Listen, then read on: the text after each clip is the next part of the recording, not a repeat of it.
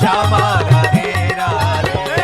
राधे कृष्ण कृष्ण कृष्ण राधे राधे।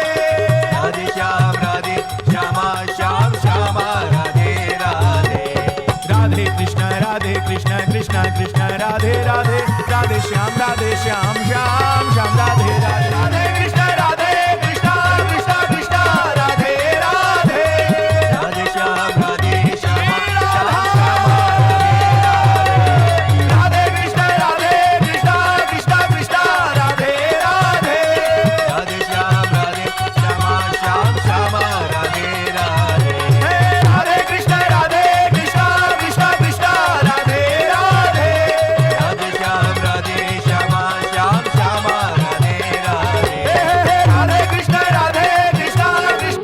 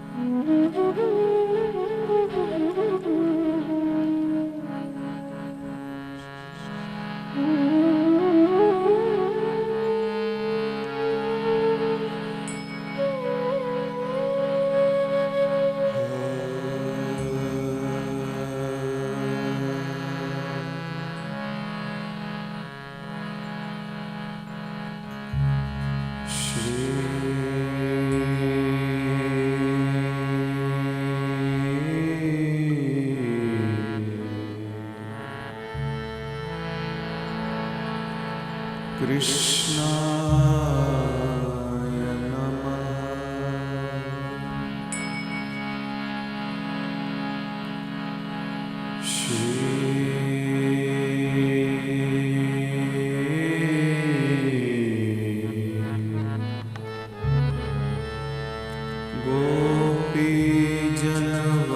गोपीजनवल्लभाय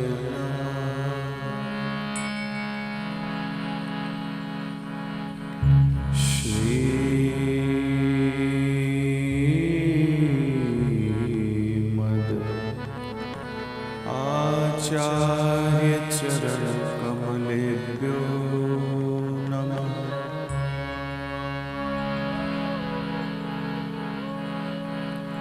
श्री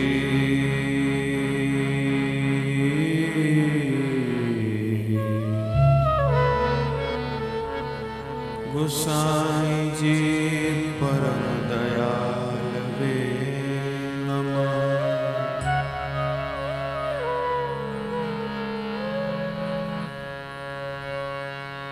कृष्णा वासुदेवाय देवकी नंदनाय च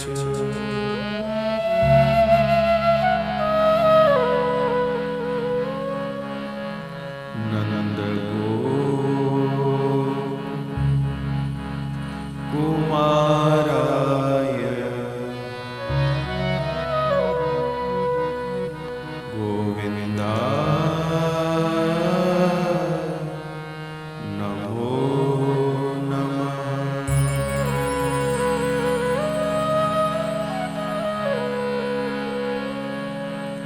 प्रभो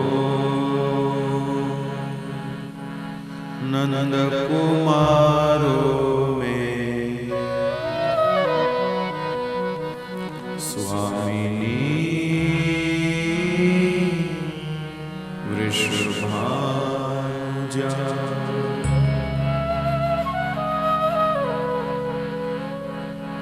कृतार्थोऽहम् कृतार्थोऽहं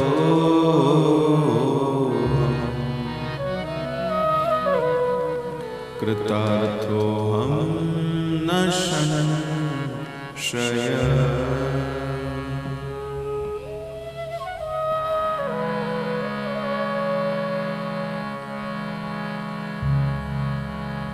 यं प्रवचनं तमनुपे तमपेतकृत्यम्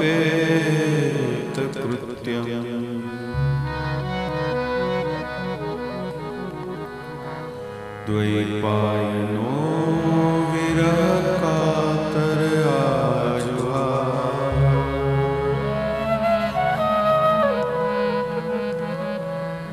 पुत्रेति तन्मयतया तरवोभिनेदो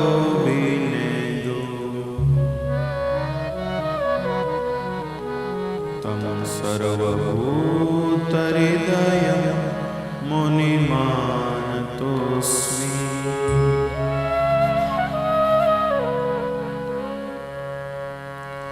यो तत्प्रविश्य मम वाचमिमां प्रसुप्ताम्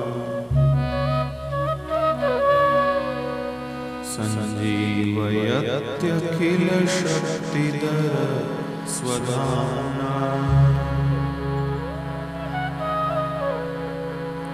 अन्याश्च हस्तचरण श्रवणत्वगादि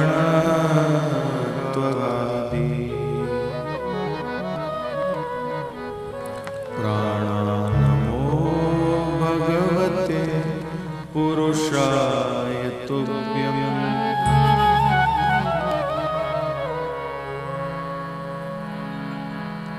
तृणादपि सुनीचेन तरोरपि सहिष्णुना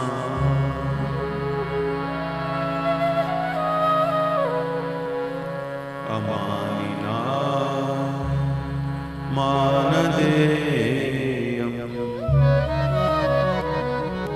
कीर्तनीयो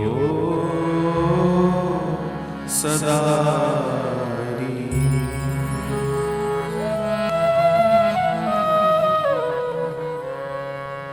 गावो में अग्रतः संतो गावो में संतो पृष्ठतः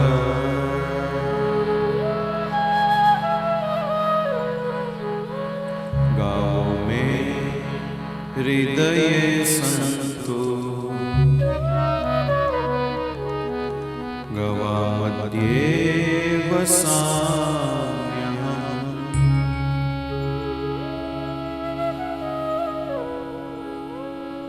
वाञ्छाकल्पतरुभ्यश्च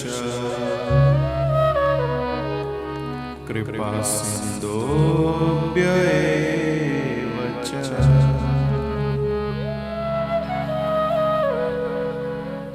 पतितानां पावनेभ्यो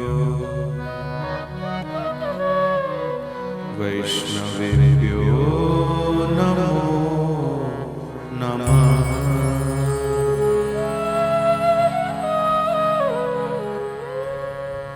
श्री गोवर्धननाथ की, श्री बालकृष्ण लाल की, जगत जननी गो माता की, भक्तवत्सल भगवान की, श्री पंढरीनाथ भगवान की, माऊली ज्ञानेश्वर महाराज की, जगत गुरु श्री तुकाराम महाराज की, सब संत हरि भक्तों की, श्री सुखदेव जी महाराज की, श्री भागवत महापुराण की, हरि ओम नमः पार्वती पतये हर हर महादेव।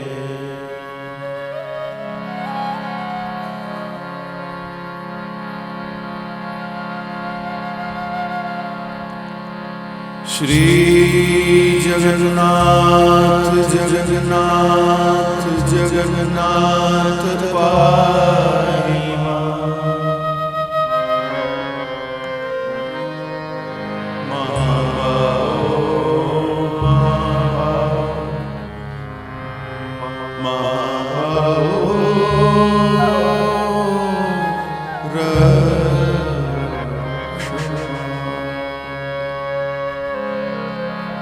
जय जय श्री राधे जय जय श्री राधे जय जय श्री राधे।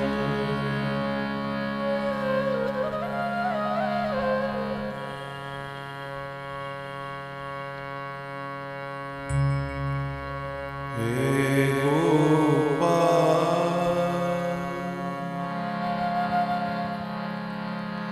राधा कृष्ण गोविंद गोविंद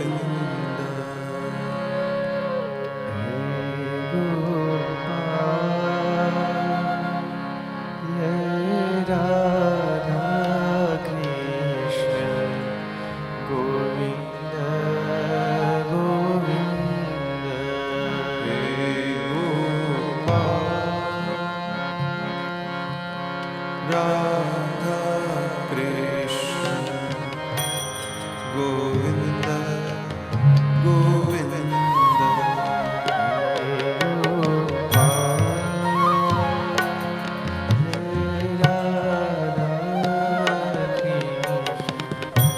गोविंद गोविंद कृष्ण गोविंद गोविंद कृष्ण गोविंद गोविंद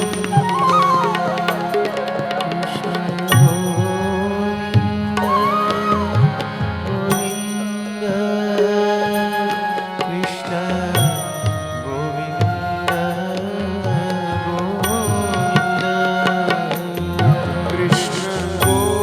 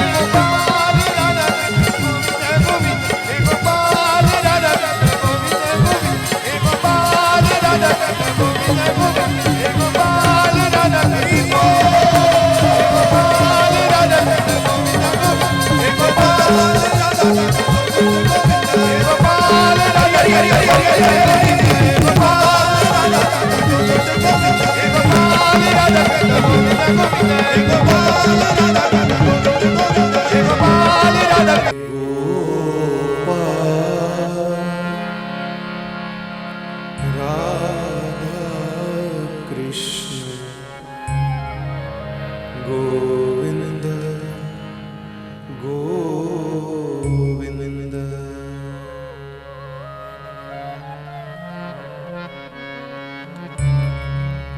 ओम नमो भगवते वासुदेवाय ओम नमो भगवते वासुदेवाय ओम नमो भगवते वासुदेवाय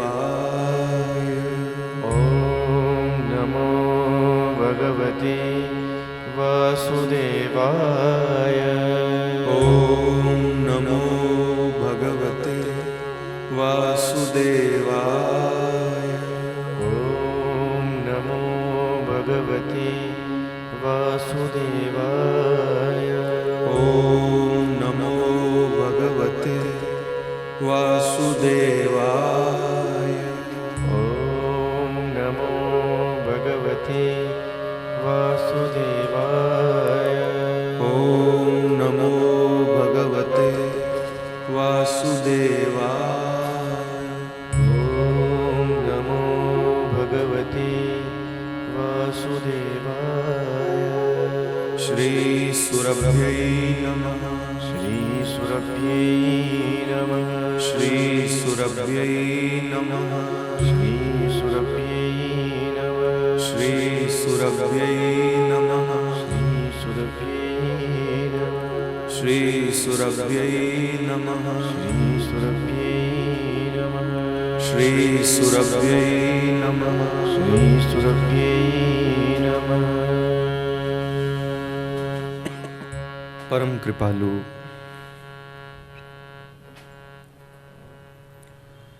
परम दयालु ठाकुर श्री गोवर्धन नाथ प्रभु श्रीनाथ जी के श्री चरणों में दंडवत प्रणाम करते हुए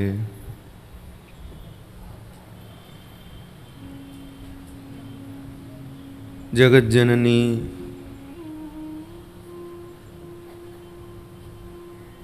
गौ माता के श्री चरणों में दंडवत प्रणाम करते हुए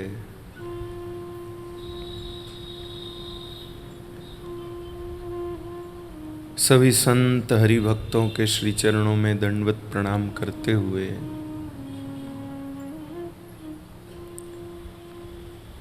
महाराष्ट्र की इस अति दिव्य पवित्र भूमि को और यहाँ की संपूर्ण संत परंपरा के चरणों में दंडवत प्रणाम करते हुए ठाकुर पंडरीनाथ पांडुरंगा के श्री चरणों में दंडवत प्रणाम करते हुए भगवत पूज्यपाद श्री ज्ञानेश्वर महाराज के श्री चरणों में दंडवत प्रणाम करते हुए जगत जननी गौ माता के श्री चरणों में दंडवत प्रणाम करते हुए आचार्य चरण श्रीमद् वल्लभ प्रभु के श्री चरणों में दंडवत प्रणाम करते हुए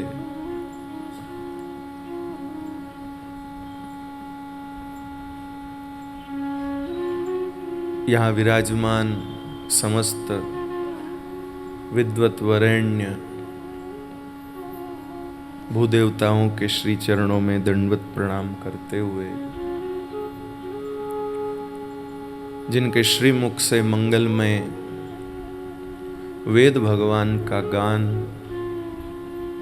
विभिन्न श्लोकों के माध्यम से यहाँ पर हुआ, हम सब लोगों के चित्त को पवित्र करने का यहाँ मंगलमय अनुष्ठान जिन विद्वान विप्र बंधुओं के माध्यम से हुआ, उनके श्री चरणों में दंडवत प्रणाम करते हुए जिन पूज्य संतों की मंगलमयी उपस्थिति ने कथा के आयोजक श्रीमान नंदलाल जी ने मराठी भाषा में उद्बोधन दिया था। मेरे इस दुर्भाग्य कहूँ या मेरी मति की चूक कहूँ या क्या कहूँ, कब संत लोग अपनी असली कृपा का हाथ माथे पर फेरेंगे और मुझे मराठी भाषा एकदम से आ जाएगी और मैं पूरा समझने लगूंगा। लेकिन फिर भी वे कथा की सफलता के संबंध में चर्चा कर रहे थे शायद, और उन्होंने उनकी बड़ी इच्छा, क्यों बहुत मन से आयोजन किया उन्होंने, बहुत भाव से, लेकिन उनकी कथा की सफलता का प्रमाण था कि ये पंडाल पूरा भर जाए।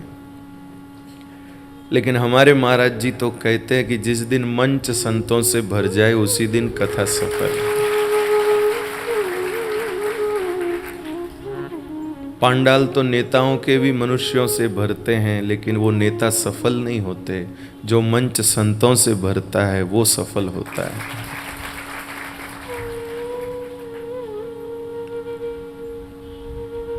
और वैसे श्री ठाकुर जी कहते हैं,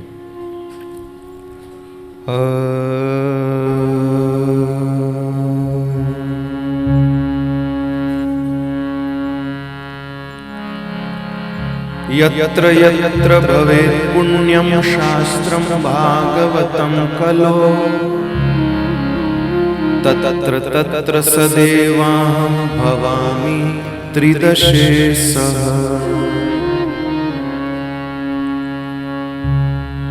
मैं आदरणीय नंदलाल जी से पूछना चाहता हूं कि ये पंडाल कितने लोगों के बैठने के लिए है? कितने लोग यहाँ बैठ सकते हैं?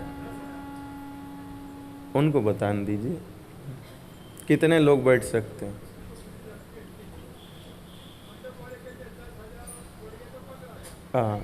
लगभग 10,000 श्रोता आराम से इस पंडाल में बैठ सकते हैं। अगर 10,000 बैठ गए तो आप प्रसन्न ना? लेकिन महाराज जी देवता कितने हैं? 33 करोड़ देवता हैं। अब मैं आपको ये सुनाना चाहता हूँ। श्री ठाकुर जी ने ब्रह्मा जी से कहा, श्री ठाकुर जी ने ब्रह्मा जी से कहा, ये मेरे मन की बात नहीं, ठाकुर जी के श्रीमुख की बात है। ठाकुर जी ने क्या कहा आप सब सुनना। यत्र यत्र भवेत् पुण्यम शास्त्रम भागवतो कलो। कलयुग में, सतयुग त्रेता द्वापर की बात नहीं, कलयुग में यत्र यत्र भवेत् पुण्यम शास्त्रम भागवतम कलो। कलयुग में जहां जहां भी पवित्र भागवत शास्त्र विराजमान होगा तत्र तत्र सदैवाहं भवामि त्रिदशेष। वहां मैं हमेशा देवताओं के साथ उपस्थित रहूं। ठाकुर जी कहते हैं जहां ये होगा वहां मैं सब देवताओं के साथ उपस्थित रहूंगा। तो 10,000 श्रोताओं का तो आप लगाते रहिए, पर हमारे ठाकुर जी ही अकेले 33 करोड़ के साथ उपस्थित। उनका पंडाल तो वही तान सकते हैं अपनी सामर्थ्य, अपना तंबू वाला 10 तक ही तान सका। इसलिए ठाकुर जी जहाँ कथा सुनने जाते अपना तंबू लेके जाते।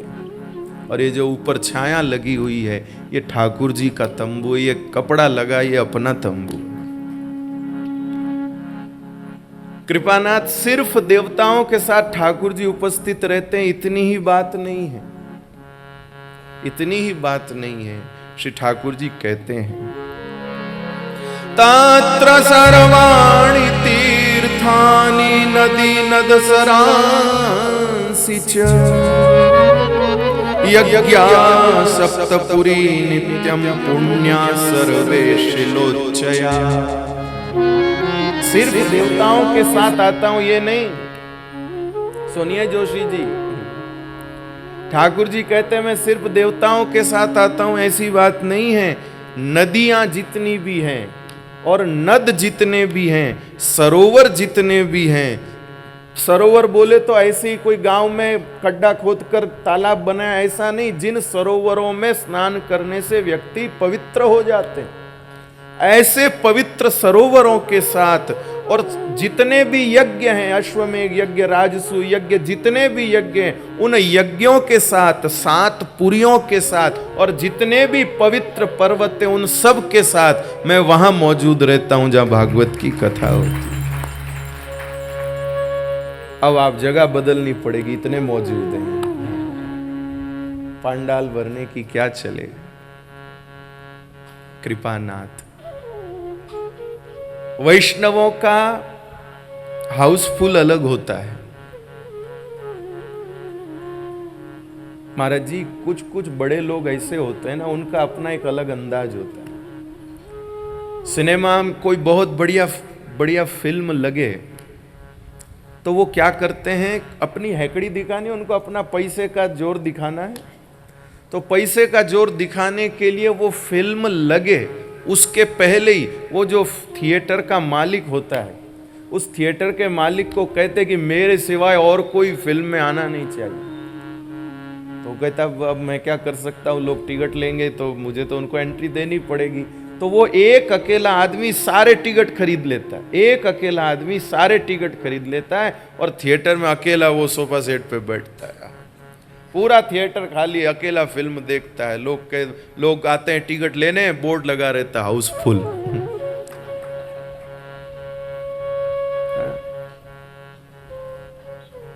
भीतर एक ही आदमी बैठा है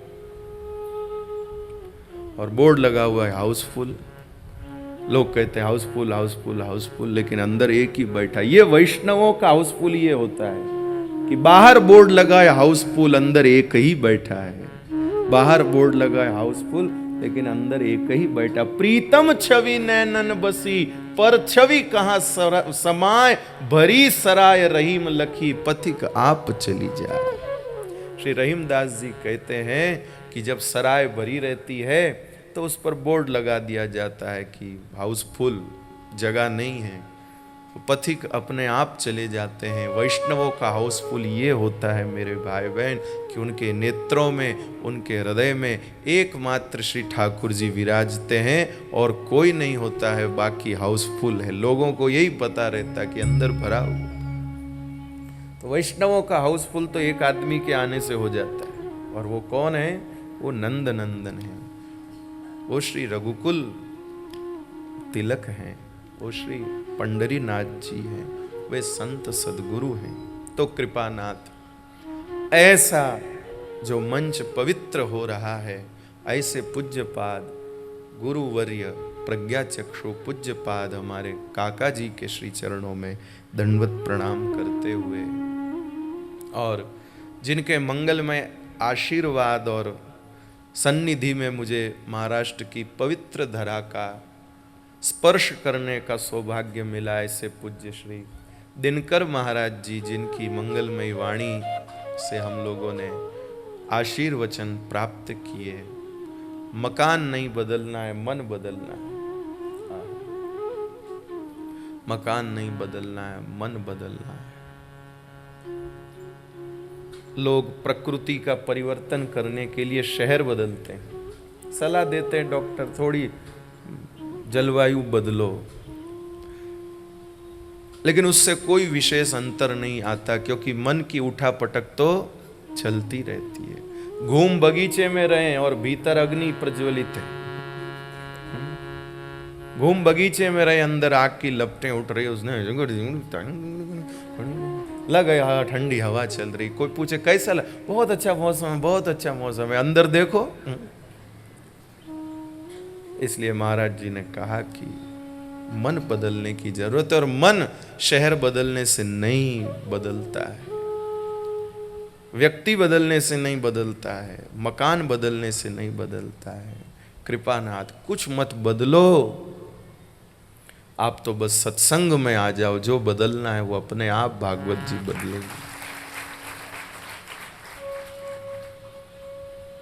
कृपानाथ ऐसे पूज्य दिनकर महाराज जी के श्री चरणों में दंडवत प्रणाम करता हूं। हमारे आदरणीय श्री गोविंद भैया जी, आहा, पुराणों के पात्र झांकियों के माध्यम से व्यक्त नहीं किए जा सकते। कुछ लोग कथा आदि में झांकी बनाते हैं, नृसिंह भगवान आदि, कोई रुक्मणी विवाह। पुराणों के पात्र इन झांकियों से व्यक्त नहीं किए जा सकते हैं। पुराणों के पात्र कोई आचरण से व्यक्त करे तब कोई बात है। कहीं कहीं पर तो लोगों को इतना झांकियों का चाव होता, मूंछों वाले ठाकुर जी बना देते। अपने दामाद को कहा, अभी हमारे एक कोई मेरे परिचित मित्र हैं, वो अपने ससुराल गए, उनके ससुराल वालों ने कथा कराई थी, तो उन्होंने ऐसा, उनकी सासू माँ ने ऐसा मन में भाव बना के रखा था कि मैं मेरे जवाई को और बेटी को कृष्ण रुक्मणी बनाऊंगी। तो अब वो गए, तो ससुराल गए, जयपुर में कथा थी, कोई और महाराज की थी। मैं जब गया तो उसने मुझे फोटो दिखाई, देखो मैं ऐसा बना। अब महाराज उसकी मूछें, मुकुट पहना हुआ। मैं कि तू मूछें तो कम से कम कटा लेता। बोले महाराज एक आधे घंटे के लिए मूछ का कटवा दूँ, इतने वर्षों से मूछ लगा के रखी। सासू जी का मन था तो मैं बस बन गया। बिल्कुल अच्छे नहीं लग रहे मूछों में, ठाकुर जी कहाँ अच्छे लगे, लेकिन ठीक है। तो पुराणों की झांकियां इस प्रकार से व्यक्त नहीं होती। पुराणों के जो व्यक्तित्व हैं वे कोई आचरण से व्यक्त करे तब उसका आनंद आता है। कृपानाथ, ऐसे ही हम लोग पुराणों में श्रवण कुमार की चर्चा सुनते हैं, लेकिन आचरण के माध्यम से देखना हो तो हमारे गोविंद भैया को देख सकते हैं। इनका सौभाग्य है। अभी श्री सांवरिया जी में मायरे की कथा थी, तो एक बड़ी सुंदर बात आई कि किसी रिश्ते में, रिश्ते के साथ साथ कुछ भगवत संबंधी भाव जुड़ जाए तो संबंध का आनंद बढ़ जाता है। पिता पिता के रूप में तो है ही है, पिता पिता तो है ही है, लेकिन अगर वो संत भी हो और वो वैष्णव भी हो और वो भगवदीय भी हो, कृपानाथ, तो फिर क्या कहना है। पूज्य काका जी जो स्वर्ण की चर्चा करते, स्वर्ण चमकदार होता है लेकिन खुशबूदार नहीं होता। चमकदार होता है लेकिन खुशबूदार नहीं होता। ऐसे ही कृपानाथ, संबंध सिर्फ संबंध होता है, लेकिन उसमें कोई भगवत भाव हो तो वो उसकी खुशबू हो जाती है, वो उसकी सुगंध हो जाती है। ये कितने सौभाग्यशाली हैं कि इन्हें सिर्फ पिता के रूप में पिता नहीं, पिता के रूप में एक संत भी प्राप्त है, एक भक्त भी प्राप्त है, एक वैष्णव भी प्राप्त है, एक भगवदीय ही प्राप्त है। और ये भी अनुभव करते होंगे और हम भी अनुभव करते होंगे, शायद श्री पांडुरंगा भी प्राप्त है। पिता माझे पांडुरंग, अनमाता रकुमाई, हे तीर्थ नाही दूसरे माझे, दैवत दूसरे नाही। इथे जमाजी, इथे चमाजी चंद्रभागा, इथे पंढरी, थांब जरा तो वरी विठ्ठला, थांब जरा तो। कृपानाथ, ऐसी ही तो मातृ पितृ भक्ति के कारण श्री डोंगरे जी महाराज कहते थे कि श्री द्वारिकाधीश भगवान वहां से अंतरित हुए और सीधे पंढरपुर आए। पुंडलिका भेटी परब्रह्म आलेगा, ऐसे सब आप। कृपानाथ, ऐसे गोविंद भैया के चरणों में दंडवत प्रणाम करता हूं। क्या सुंदर सूत्र दिया आपने।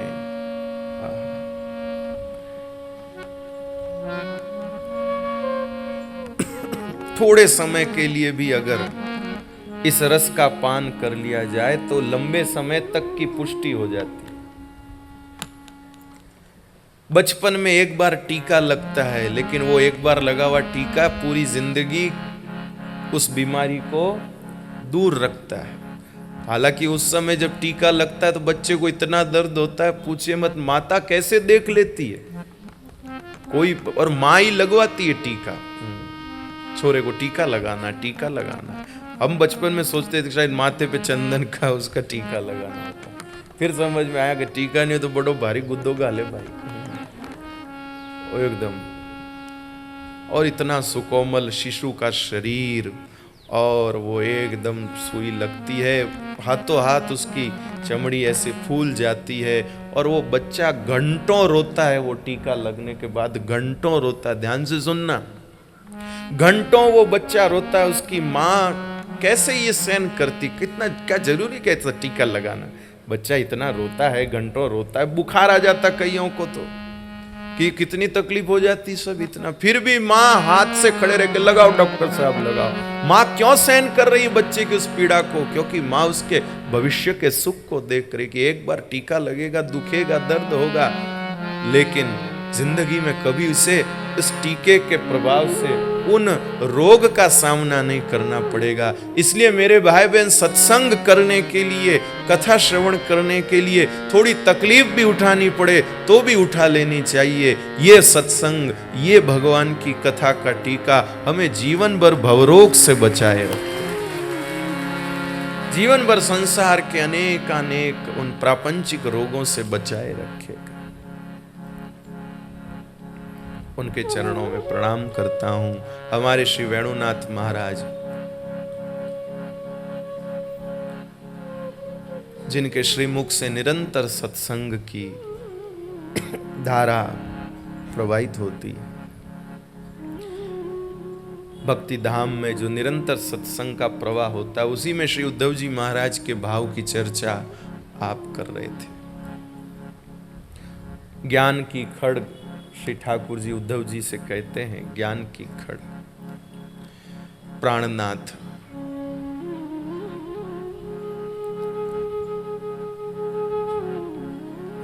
हमारे वहां मारवाड़ी में ऐसा कहते हैं, हरि भजन की बड़ी तलवार। हमारे पास में क्या है? बोले भगवान के भजन की बड़ी तलवार है। कृपानाथ सैनिक खड्ग हाथ में लेकर जाता है युद्ध के मैदान में। ध्यान से सुनिएगा, सैनिक खड्ग लेकर युद्ध के मैदान में जाता है, सामने वाले से लड़ता है। उस सैनिक में दम हो और सामने वाले का खड्ग से मस्तक उतार देवे या उसके पेट में खड्ग घुसा देवे, तब उसकी खड्ग की महिमा प्रकाश में आती है। लेकिन भक्ति की खड्ग कैसी है महाराज जी? ज्ञान की खड्ग कैसी है कि ये विषय विकार जितने भी हैं, ये तो डरपोक सैनिक हैं, ये तो डरपोक सैनिक है। आपको खड्ग चलानी ही नहीं पड़ेगी, आपके हाथ में खड्ग देख के ये सब भग जाएंगे। आपके हाथ में भक्ति की तलवार देखकर, ज्ञान की तलवार देख के ये भग जाएंगे। बंदर होता है ना महाराज जी, बंदर को देख के लगता है कि इतना उछलता है, इतना कूदता है, ये हमको झपट लेगा, ये कर लेगा। लेकिन आप उसको डंडा दिखा दो, मेरा कहां गया भाई? उसको नहीं, उसको डंडा दिखा दो आप, उसको सिर्फ डंडा दिखा दो, उसी में वो भाग जाता है। बस ऐसे ही विषय विकार बहुत उछलते कूदते दमदार हमको नजर आते हैं, लेकिन एक बार आप निकाल के दिखा दो कि हमारे हाथ में ज्ञान की खड्ग है, हमारे हाथ में भक्ति की खड्ग है। प्रहार करने की जरूरत नहीं है, देख करके ये विषय विकार के बंदर भग जाएंगे। मेरे देख के ही विषय विकार के बंदर भग जाएंगे। ऐसा मंगलमय भाव देने वाले श्री वेणुनाथ महाराज, मेरीकर महाराज जी के चरणों में प्रणाम करता हूं। ये महाराष्ट्र की संत परंपरा की महिमा है कि छोटे से छोटे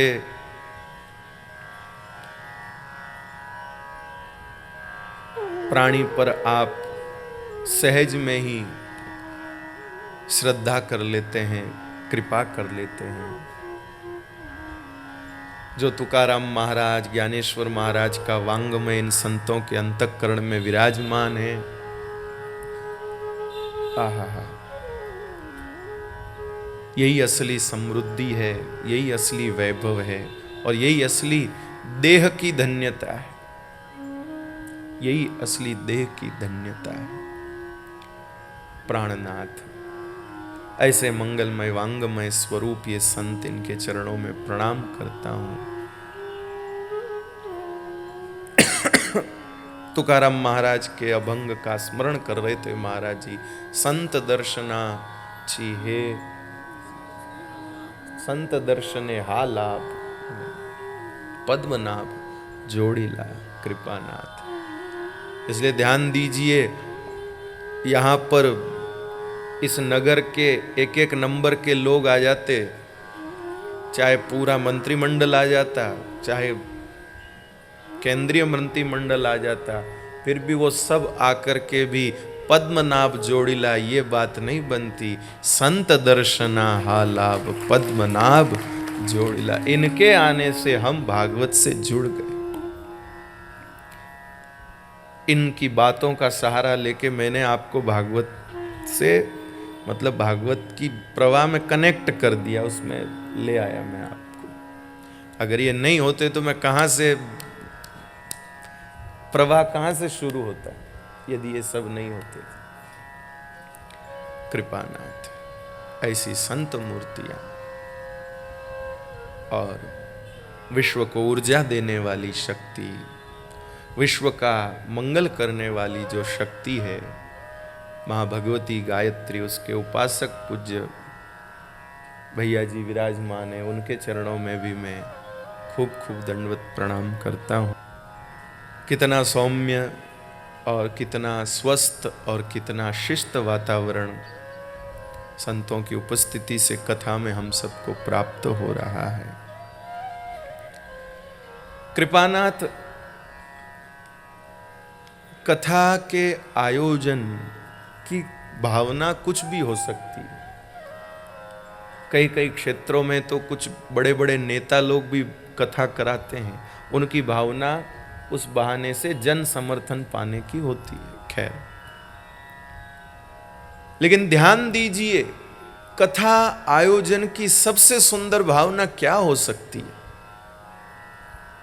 जो लोग कथा सुनते हैं ना, उन सब के मन में एक इच्छा पैदा होती कि हम भी कभी कथा कराएं। जो भी कथा सुनते हैं उनके मन में ऐसा होता है। मेरे भी मन में जब मैं कथा सुनता था होता कि हम भी कभी कथा कराएं। कभी कभी कथा सुनते सुनते मन इतना गदगद हो जाता है, भावुक हो जाता है, अरे हम भी कभी कथा कराएं।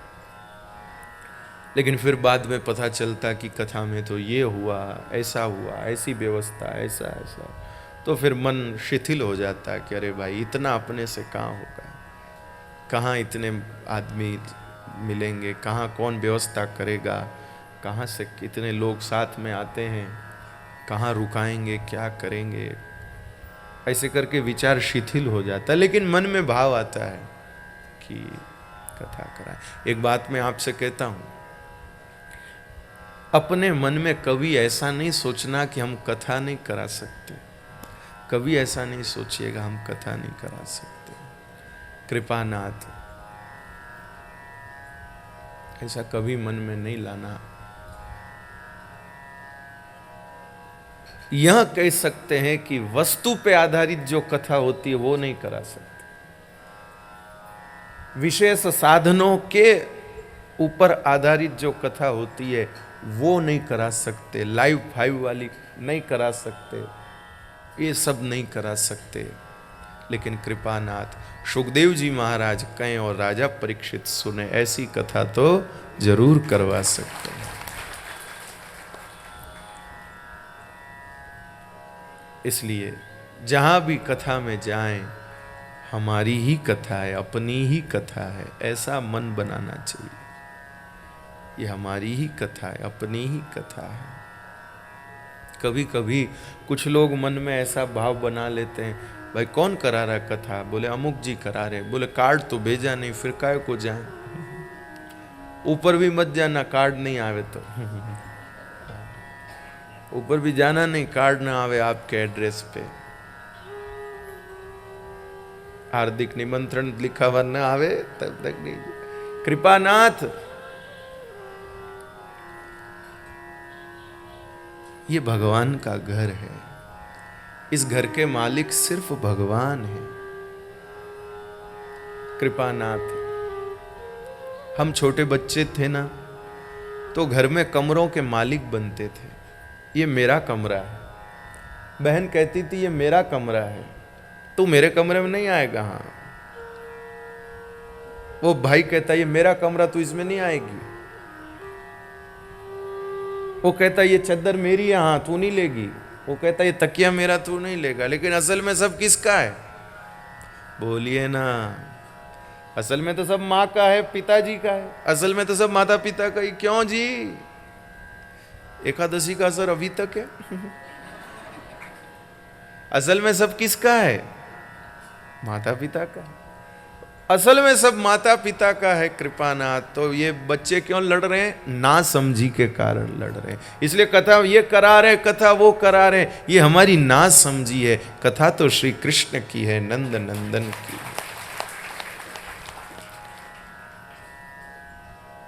कथा तो श्री ठाकुर जी की, नंद नंदन की है। भागवत जी में ही एक प्रसंग पर आता है, मुझे श्लोक मेरे दर्शन में आएगा तो मैं बताऊंगा, जहां भगवान स्वयं अपने श्रीमुख से कहते हैं कि मैं ही वक्ता होके कहता हूं और मैं ही श्रोता बन के सुनता हूं। मैं ही कहता हूं और मैं ही सुनता हूं। प्राणनाथ। इसलिए वो नासमझी कोई भी करे, हम ये सोच करके अपने को कथा से दूर करें तो ये हमारी सबसे बड़ी नासमझी है। भाई वो करा रहे, हमको न्योता नहीं तो हम क्यों जाएगा? वो नहीं तो। कृपानाथ, सिनेमा वाले कोई भेजते नहीं, न्योता फिर भी चले जाते हैं। मनोरंजन जो बुद्धि का विषय है, इंद्रियों का विषय है, उसकी इसको इतनी प्रधानता जीवन में दे रखी है। और सत्संग, भगवान की कथा जो आत्मा का विषय है, उसके लिए न्योते का इंतजार करते हैं? नहीं नहीं। हमारे स्कूल में एक लड़का पढ़ता था महाराज जी, उस इतना कथा का प्रेमी था कि हम लोग स्कूल से जब घर लौटते तो किसी के घर के ऊपर से आवाज भी आ जाती थी कोई कीर्तन भजन की, तो महाराज घर में चला जा। मैं कहता थारी मम्मी मारे ला, मैं कहता तुम्हारी मम्मी डांटेगी। उसको कोई परवाह नहीं, चला जाता था और अपना बैठ के सुन के फिर जब पूरा होता तभी जाता। घर पे माँ चिल्लाती, काम मर गया था इतनी देर। मैंने बड़ा सीखा उसको देख के कि वाह भाई। मैंने कहा भाई हमको तो शर्म आती किसी के घर में कैसे घुस जाए। उस जमाने में इतनी कथाएं नहीं होती थी खुली, लोग घरों में ही पंडित जी को बुला के घर में ही कथा कराते थे। वो बोला भगवान की कथा मुझे खींचती है। कृपानाथ, भगवान की कथा मुझे खींचती है। प्रभु, इसलिए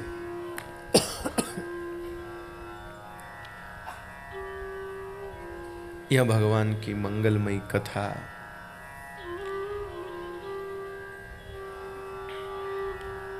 संतों की उपस्थिति से धन्य है।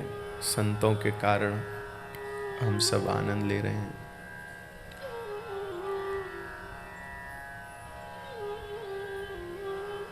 सौम्य वातावरण है, सब कुछ अच्छा है।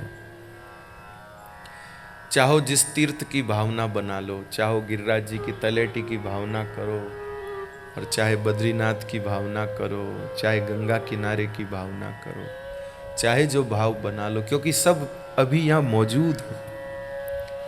सभी तीर्थ आदि सब यहाँ पर मौजूद हैं। कृपानाथ, सभी यहाँ पर मौजूद हैं। तो मैं आपसे निवेदन कर रहा था कि कथा के आयोजन की मुख्य भावना क्या होनी चाहिए। कथा कोई भी करावे, उसके मुख्य आयोजन का मुख्य भाव क्या होना चाहिए। तो कोई भी कराओ, आप कभी भी कराओ, तो उसका मुख्य भाव सुनिएगा। मुख्य भाव ये है मेरे भाई बहन, एक घर में एक माता जी ने सत्यनारायण की पूजा करवाई। तो उनकी सासू ने कहा कि सत्यनारायण की पूजा अपने घर में हो चुकी है, सत्यनारायण की पूजा अपने घर में हो चुकी है, अब बार बार कराने की जरूरत नहीं है, काय को करा रही हो? तो वो माँ बोलती है, माता जी क्या बताऊं, अपने वो जो बेटी है, उसकी जो बेटी है, बोले वो बहुत समय हो गया वो घर नहीं आई, पीहर नहीं आई, ऐसे उसके घर वाले बेचते नहीं हैं। इस सत्यनारायण पूजा का बहाना रहेगा तो बेटी दामाद दोनों आ जाएंगे, और सत्यनारायण की पूजा में तो कुछ खर्चा लगना नहीं है, आटा सेका, शक्कर डाली और केले वो भी कट कट करके और एक अगरबत्ती लगाई और भोले भाले सीधे साधे पंडित जी को बुलाया, वो सत्यनारायण की कथा पढ़ देंगे, तब तक आप नींद निकाल लेंगे और बस सत्यनारायण भगवान की आरती और प्रसाद वितरण होगा। तो उसमें तो कुछ नहीं होगा, लेकिन ये बहाना ऐसा तगड़ा हो जाएगा कि भाई अब पूजा के नाम से ससुराल वाले भी मना नहीं कर सकते कि नहीं भेजेंगे, नहीं तो सत्यनारायण यहाँ भी गड़बड़ कर दे उसमें आता है ना, उसने नहीं किया तो वो तो फिर उधर वो सासू भी डरती है कि चलो भाई सत्यनारायण की पूजा जन जाओ भाई जाओ पूजा का कोई वो विषय नहीं है, लेकिन बोले इस बहाने बेटी दामाद घर आ जाएंगे, इसलिए मैं ये पूजा करा रही हूँ, इसलिए हम कथा करा रहे हैं। कथा करा रहे हैं मुख्य विषय नहीं है। इसी बहाने 7 दिन के लिए श्री ठाकुर जी स्वयं भागवत के रूप में हमारे घर आ जाएंगे, क्योंकि यह श्रीमद् भागवत सिर्फ ग्रंथ तो है नहीं। श्रीमद् भागवता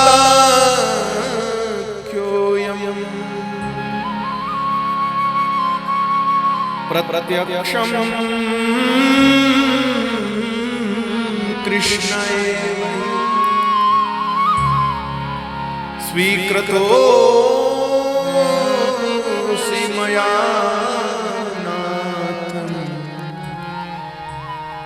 मुक्त्यर्थं भवसागरे।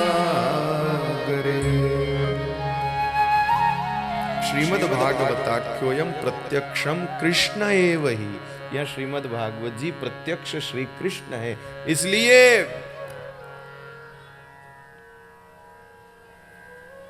सिर्फ माथे पर ग्रंथ रखकर हम नहीं लाए हैं, श्री कृष्ण को हम लाए हैं। इसलिए कथा करानी कि 7 दिन के लिए नंद नंदन हमारे अतिथि हो जाएंगे, 7 दिन के लिए श्री ठाकुर जी हमारे मेहमान हो जाएंगे।